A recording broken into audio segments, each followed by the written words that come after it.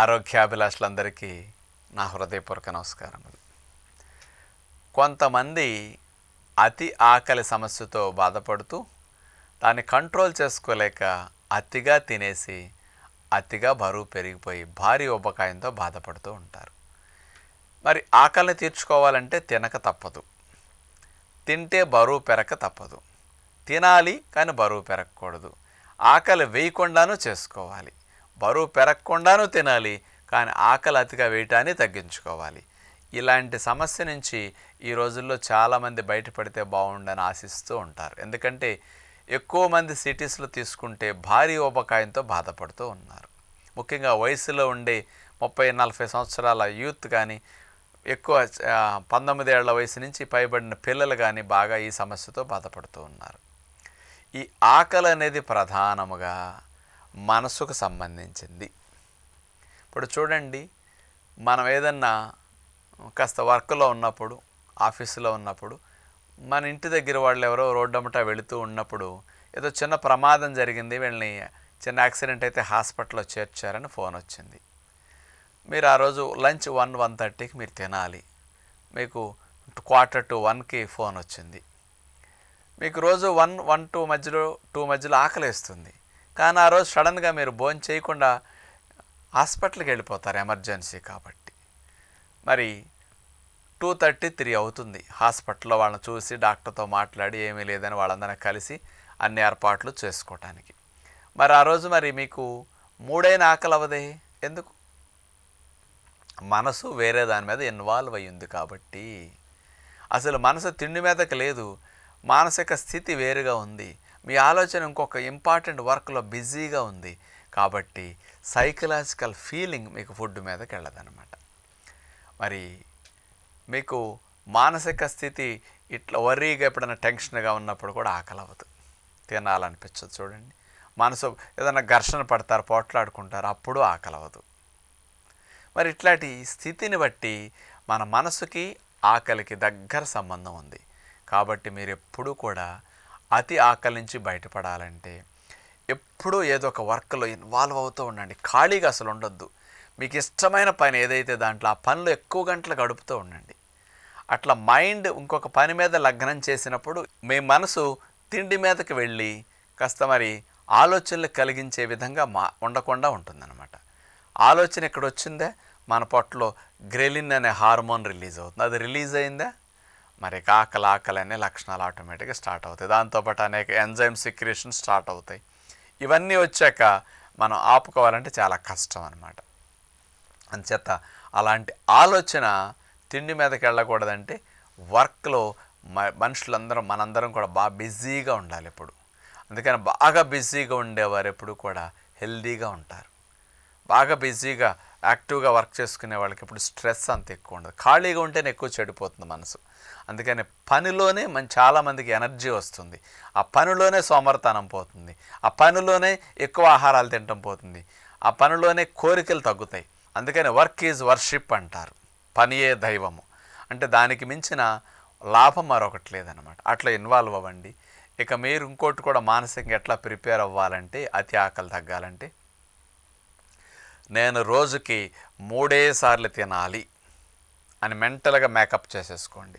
ఉదయం, మధ్యాహ్నం, సాయంకాలం 7 3 టైమ్సే తినాలి. నేను ఇంకో మధ్య వ్యవధిలో దేవుడు ప్రసాదం పెట్టినా తినను, నోరాడించను. కాబట్టి ఈరోజు నుంచి నేను మనసులో లాక్ చేసుకుంటున్నాను, నేను తినకూడదు అని ఒక శపథం పట్టాను. కాబట్టి నాకు ఇక తిండి మీద వాంఛ రాకుండా నేను 3 సార్లే తింటాను, ఏది తిన్నా 3 సార్లే తింటానని ఒక లక్ష్యం పెట్టుకోండి.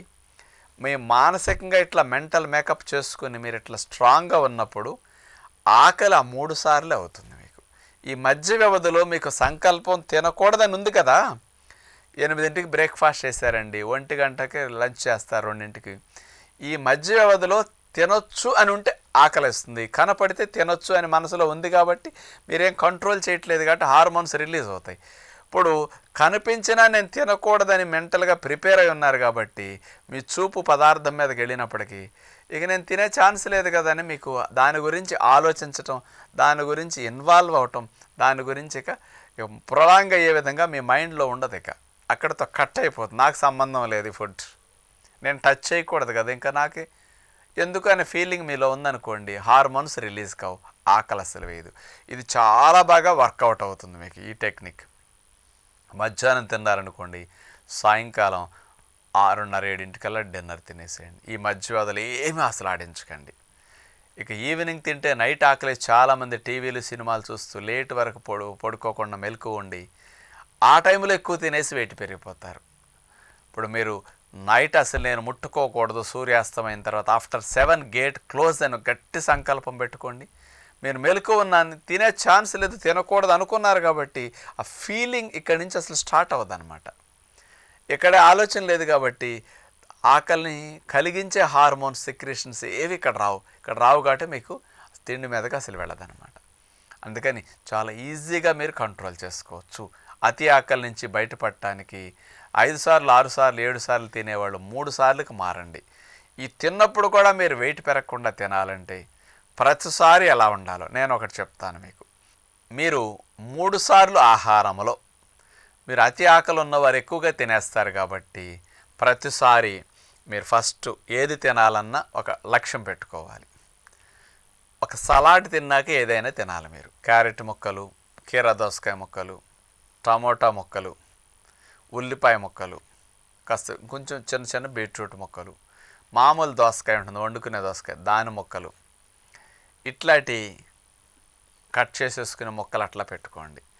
దాంట్లో కొంచెం నిమ్మరసం పిండేసేయండి, మిరియాల పొడి చక్కగా బాగా చల్లుకోండి. కావాలంటే ఒక గరిటె పెరుగు ఏదైనా కొంచెం గట్టి పెరుగు ఇంత కలుపుకోండి, క్రీమ్ లాగా. ఇట్లా కలుపుకున్న సలాడ్ని ఒక జీలకర్ర పొడి వేసుకుని చక్కగా నిమ్మరసం పిండుకోండి. కావాలంటే ఒక్క స్పూన్ తేనె కలపండి.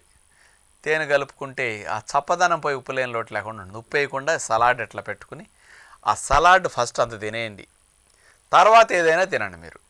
ఎందుకంటే ఇది తిన్నాక ఇతరవి ఎక్కువ తినబుద్ధి కాదు. అందుకని కడుపు నిండటానికి ఇది ఎక్కువ వాడుకొని పుల్కా కూర తినాలి. ఒక్క పుల్కా కూర ఎక్కువ తినండి అంతే, ఉడికిన కూర. ఇట్లా తినేస్తే పొట్ట ఎక్కువ భాగం 60% ఫిల్ అయిపోతుంది అనుకోండి. మిగతా అప్పటికే కోరిక తగ్గిపోతుంది, ఇంకెక్కువ తినాలని వాంచరాదు. మధ్యాహ్నం పూట అట్లా కొన్ని సాయంకాలం పూట డిన్నర్లో కూడా కడుపు నిండా ఫ్రూట్స్ తింటే మీకు వెయిట్ పెరుగుతున్నారు. అంత సలాడ్ తిని ఫ్రూట్స్ తినండి. ఆ ఫ్రూట్స్లో కర్బూజా, పుచ్చకాయ ఈ రెండు ఎక్కువ తింటే కడుపు నిండా తిన్నా మీరు వెయిట్ పెరగరు అనమాట. అలా లేదు, కర్బూజా పుచ్చకాయ ముక్కల్ని 2 పూటలైనా వాడుకోండి, ఒక పూట సలాడ్ వాడుకున్నా. అంటే రెగ్యులర్గా క్యాలరీస్ రాకుండా పొట్ట ఫిల్ చేయడానికి, పోషకాలు ఇవ్వడానికి ఉపయోగపడేది ఇప్పుడు చెప్పిన సలాడ్, కర్బూజా, పుచ్చకాయ. వీటిని ఫ్రెండ్లీ డైట్ లాగా అతి ఆకలితో బాధపడేవారు ఎక్కువ మోతాదులో తిన్నా వెయిట్ పెరగరు, కడుపు నిండుతుంది తప్ప వెయిట్ పెరగరు, వెయిట్ తగ్గుతారు మళ్ళా. అందుకని ఇలాంటి హెల్దీ డైట్ ప్లాన్ కనుక మీరు చేయగలిగితే ఆకలిని కంట్రోల్ చేసుకుంటూ మానసికమైన మార్పు వల్ల ఆకలి కంట్రోల్ అవుతుంది. ఫిజికల్గా డైట్ ఇట్లా చేంజ్ చేయటం వల్ల బొజ్జా బరువు కూడా మీకు తగ్గి స్లిమ్గా సన్నగా అవడానికి అవకాశం ఉంటుందన్నమాట. ఇలాంటి అతి ఆకలితో బాధపడేవారు మంచి డైట్ ప్లాన్ ఎట్లా పెట్టుకోగలరని విజ్ఞప్తి చేస్తూ నమస్కారం.